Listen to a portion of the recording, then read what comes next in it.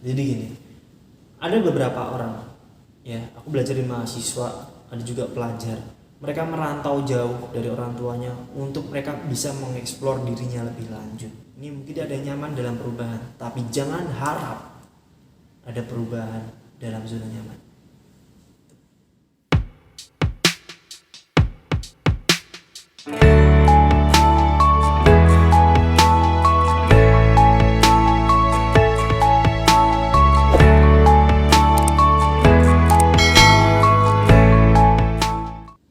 Oke, assalamualaikum warahmatullahi wabarakatuh. Selamat datang kembali di channelku Dias Fahmi. Oke teman-teman, sesuai kataku kemarin, hari ini aku bakal bikin konten tentang bagaimana cara mengatasi hambatan-hambatan yang kita punya dalam mengembangkan potensi diri yang kita punya.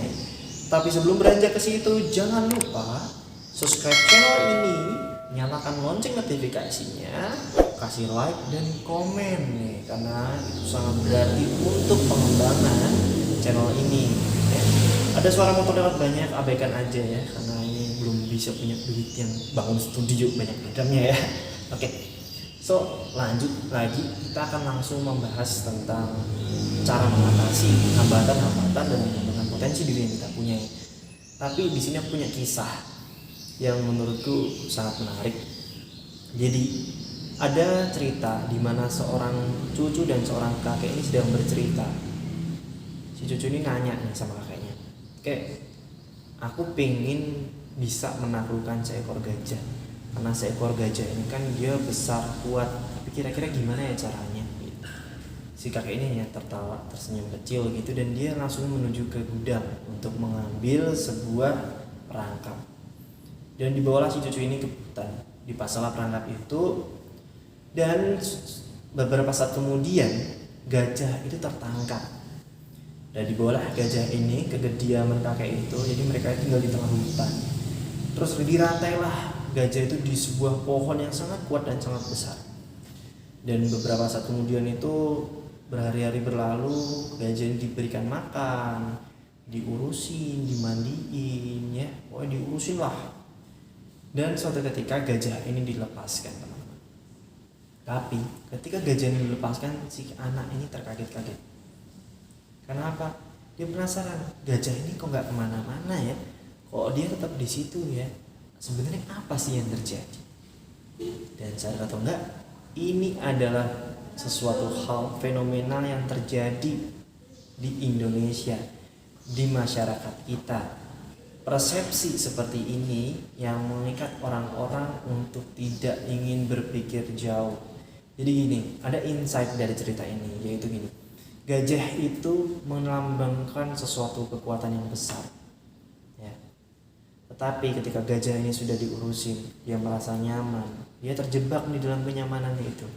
Sehingga ketika dia dilepaskan, dia tidak mau kembali ke habitatnya, dia tidak mau mengeksplor habitatnya kembali. Padahal habitat itu bisa membuat dia lebih baik, lebih berkembang lagi.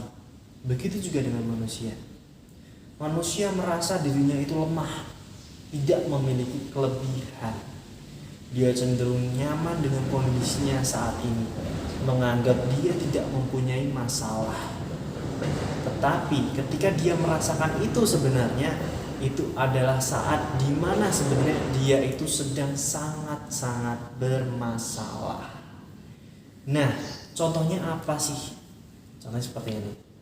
Banyak orang ngomong, bagaimana mungkin aku akan menjadi orang besar? Kan aku hanya seorang yang miskin saat ini. Aku tuh cewek, ngapain aku ini kuliah tinggi-tinggi? Karena ujung-ujungnya aku cuma ngurusin dapur. Banyak orang berpersepsi seperti itu, dan ini yang berbahaya, karena ini bisa membumi hanguskan masa depan kita. Karena banyak orang tuh sekarang takut untuk bermimpi, teman-teman. Dan sebenarnya faktor-faktor apa sih yang membentuk pikiran seperti itu, membentuk kita untuk tidak berkembang? Jadi ada 3 faktor di sini. Maaf ini banyak banget suara-suara yang mengganggu. Jadi ada 3 faktor yang aku bagi di sini, dan yang pertama ya, kita akan langsung ke yang pertama. Jadi yang pertama itu adalah lingkungan yang nggak mendukung. lingkungan yang nggak mendukung itu banyak hal ya. Mungkin dari keluarga, dari lingkungan kecil kita, tetangga-tetangga kita, maupun pertemanan kita dari kecil. Ya, kita itu adalah produk dari lingkungan kita. Bagaimana kita berbicara, bersikap, berperilaku ke orang, itu biasanya kita belajar dari lingkungan kita. Keluarga yang lembut bisa menghasilkan anak yang lembut. Keluarga yang keras bisa menghasilkan anak yang keras juga. Walaupun tidak selamanya seperti itu. Tapi itulah lingkungan. Karena kita belajar dari lingkungan kita.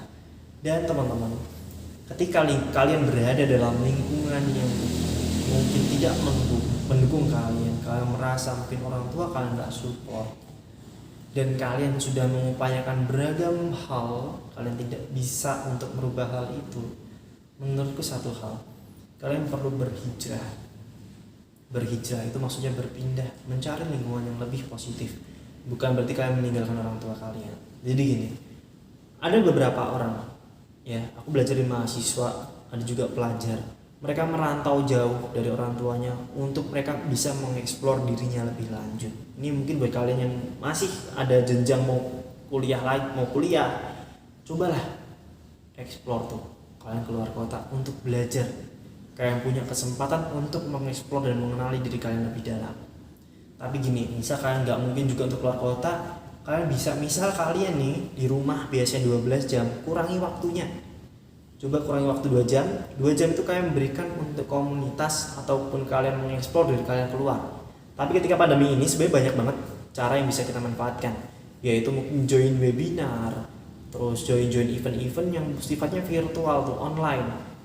Ya, jangan sampai COVID ini membuat kita itu terjebak dalam rumah aja. Ya, mungkin fisik bisa terjebak di rumah, tapi pikiran kita harus melangkah kemana-mana. Nah, itu untuk yang pertama ya, cara yang pertama dari cara untuk mengatasi lingkungan yang tidak mendukung. Dan ini yang kedua, kita langsung beranjak ke yang kedua. Jadi yang kedua ini adalah orang yang biasanya kita tuh nggak mau keluar dari zona nyaman. Seperti gajah tadi ya udah diurusin, dimanjain, ya udah cukup deh, ngerasa cukup akan hal itu. Nah gini teman-teman, berbicara tentang zona nyaman, memang namanya perubahan itu nggak ada yang nyaman. Seperti kayak gini, tangannya seperti ini, kadang ada jempol kiri di atas, tapi ada orang lain kadang jempol kanannya di atas. Misal kita terbiasa di kiri, kita coba spontan, kita coba yang kanan, ada rasa nggak nyaman. Dan seperti itu juga dengan perubahan. Tidak ada nyaman dalam perubahan, tapi jangan harap ada perubahan dalam zona nyaman. Makanya kalian harus berani untuk mengeksplor, mengambil tantangan yang ada. Ya, setiap tantangan kalian harus berani ambil. Kenapa? Walaupun kita nggak bisa, kita masih belajar.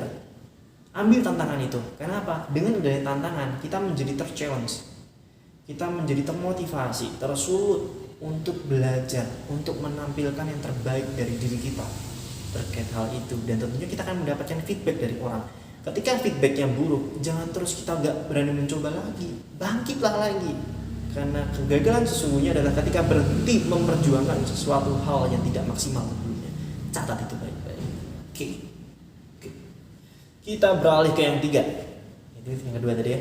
Yang ketiga adalah kebiasaan orang tidak mengakui potensi yang terpendam dalam dirinya. Aku nggak bisa apa-apa. Aku nggak bisa jadi MC. Aku tuh minder, muka aku jelek. Halo, ngapain masih mikir kayak gitu bro? Kita terlahir sebagai seorang pemenang. Kita adalah sperma terbaik dari ribuan sperma. Buat apa kita masih ngerasa minder dalam diri kita gitu?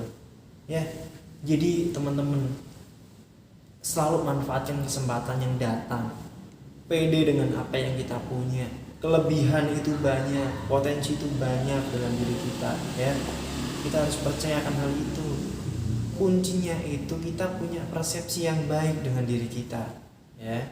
Kita punya sesuatu hal, konsep diri di mana aku bangga dengan diriku saat ini. Kita meningkatkan self love yang kita punyai.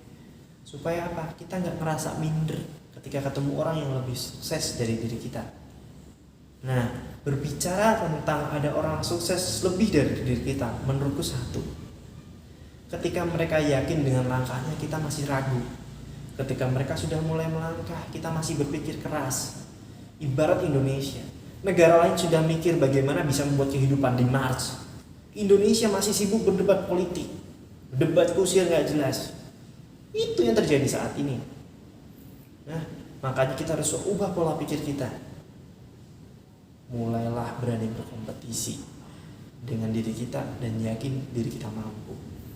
Dan bicara nih, tadi aku udah sempat nyinggung sedikit tentang bagaimana ya menyikapi orang yang sukses di usia kita, yang sama dengan kita, teman sebaya kita. Nanti aku bakal bahas di konten-kontenku selanjutnya.